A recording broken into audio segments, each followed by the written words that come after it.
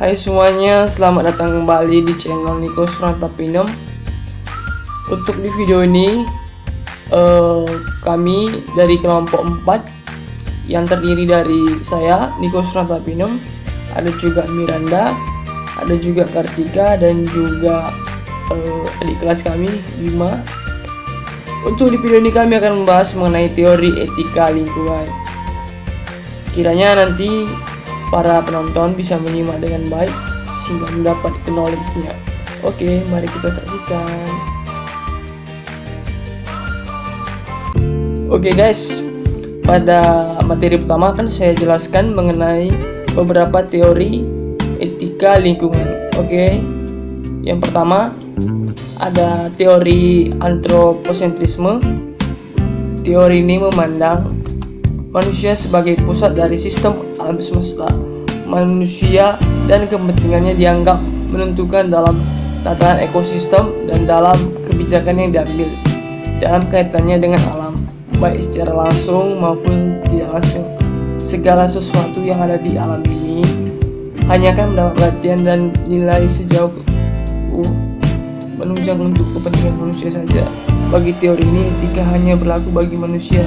Segala tuntutan terhadap kewajiban tanggung jawab moral manusia terhadap lingkungan hidup dianggap sesuatu yang berlebihan.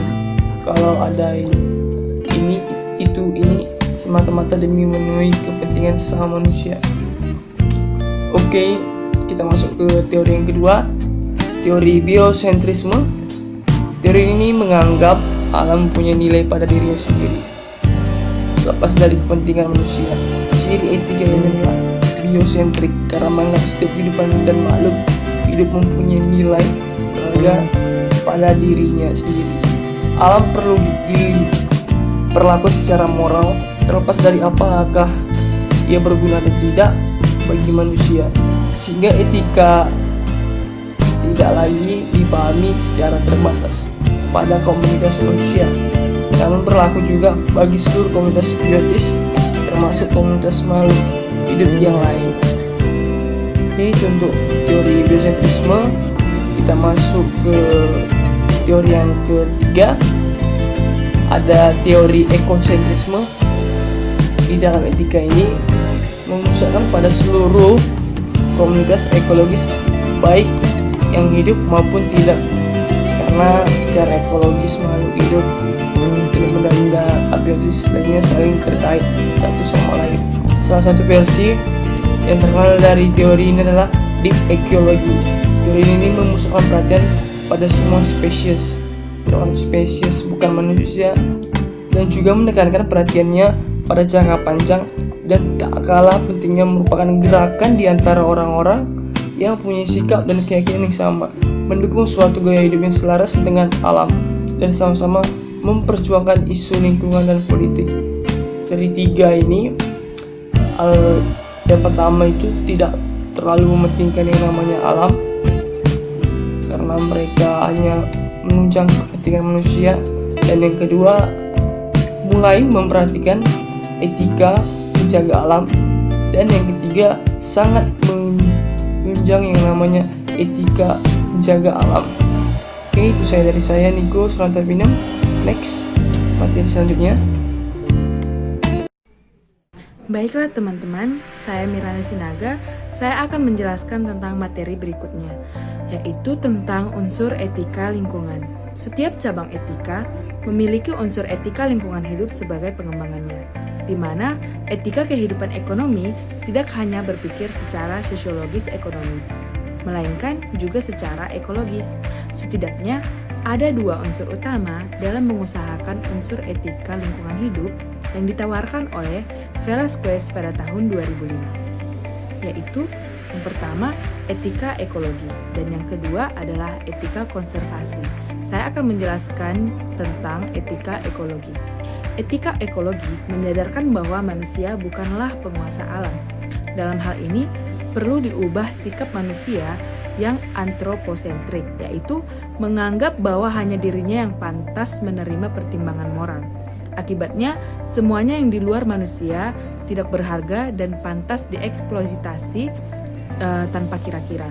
Manusia harus menyadari bahwa adanya nilai intrinsik dalam setiap unsur non-manusia. Yang kedua yaitu etika konservasi. Sumber daya yang bisa habis mengacu pada penghematan sumber daya alam untuk digunakan di masa yang akan datang. Di sini mempertimbangkan kepentingan generasi yang akan datang.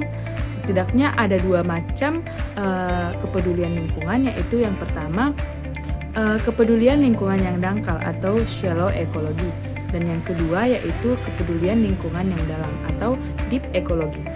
Kepedulian lingkungan yang dangkal menunjukkan perhatian kepada kepentingan-kepentingan yang sering diabaikan dalam ekonomi tradisional. Pandangan ini menganggap alam bernilai hanya sejauh ia bermanfaat bagi kepentingan manusia, dan bukan karena alam bernilai pada dirinya sendiri. Dan pada kepedulian lingkungan yang dalam sudah mempertimbangkan kepentingan generasi-generasi yang akan datang.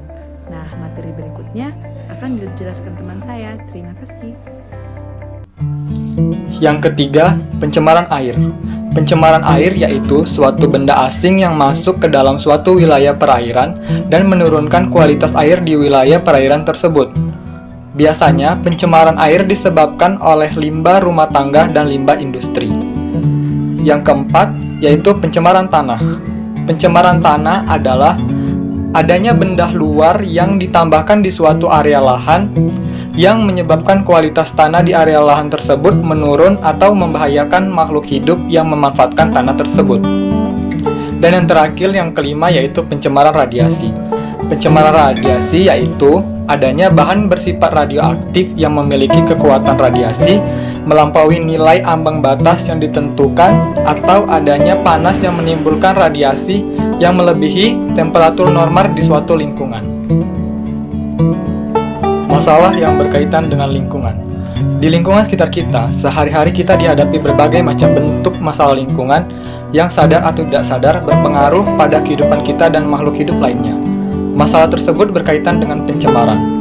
Menurut sifat dan jenisnya, pencemaran yang ada di alam ini dapat dikelompokkan menjadi 5 macam pencemaran, yaitu yang pertama, pencemaran udara. Pencemaran udara adalah suatu zat asing yang masuk matra udara yang kemudian mempengaruhi kualitas udara di suatu wilayah tertentu. Umumnya, zat asing tersebut berupa karbon oksidas, sulfus oksidas, nitrogen oksidas, hidrokarbons, dan sebagainya. Selanjutnya yang kedua, pencemaran suara. Pencemaran suara yaitu suatu kebisingan di suatu lingkungan dan melampaui nilai ambang batas yang ditentukan sesuai peruntukan lingkungan tersebut. Pengaruh kebisingan pada kesehatan manusia ditentukan oleh tingkat kerasnya suara, jarak, dan intensitas kebisingan.